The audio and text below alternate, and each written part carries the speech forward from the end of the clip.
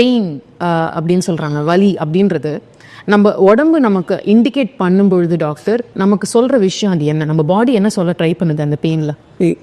நார்மலாக நிறைய பேருக்கு சார் இங்கே வலிக்குது அப்படின்னு சொன்னோன்னா நாம் என்ன எதிர்பார்க்குறோன்னா அந்த இடத்துல அடிபட்டுக்கணும், கீழே இருந்திருக்கணும், அந்த மாதிரி தானே எதிர்பார்ப்போம்.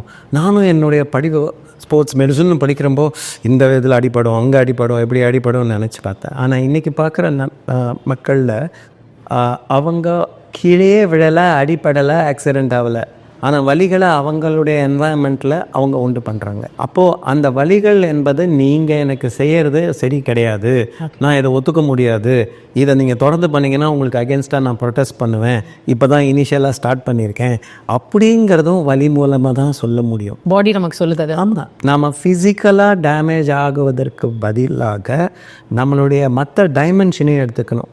Physical, mental, social, emotional, spiritual, எந்த டைமென்ஷனில் வேணாலும் நாம் அப்பப்போ போயிட்டு வந்துக்கிட்டு இருக்கோம். இன்ஃபேக்ட் ஒரே நேரத்தில் எல்லா டைமென்ஷன்லையும் கூட இருக்கலாம். அந்த டைமென்ஷனில் இருக்கிறதுனால எந்த பகுதி வேணாலும் அதனுடைய இன்புட் மூலமாக இன்னொரு இடத்துல வலிகளை உண்டு பண்ண முடியும் ஃபிசிக்கல் உடம்புக்குள்ளே. ஆனால் ஃபிசிக்கலில் தான் அடி பண்ணணுங்கிற அவசியமே கிடையாது. அப்போது ஒரு ரொம்ப கஷ்டமான ஒரு நிகழ்ச்சியில் எனக்கு துக்கம் வெளியில் சொல்ல முடியலங்கிறத ஹார்ட் அட்டாக் வந்தவொடனே நம்ம புரிஞ்சுக்கிட்டோம். ஆனால் மசில் அட்டாக் வரதை நம்ம புரிஞ்சிக்கல. இதெல்லாம் அரசன் அன்று கொள்வான், தெய்வம் நின்று கொள்ளும். ஹார்ட் தெய்வம் கேட்டகரி, நின்று கொள்ளும்.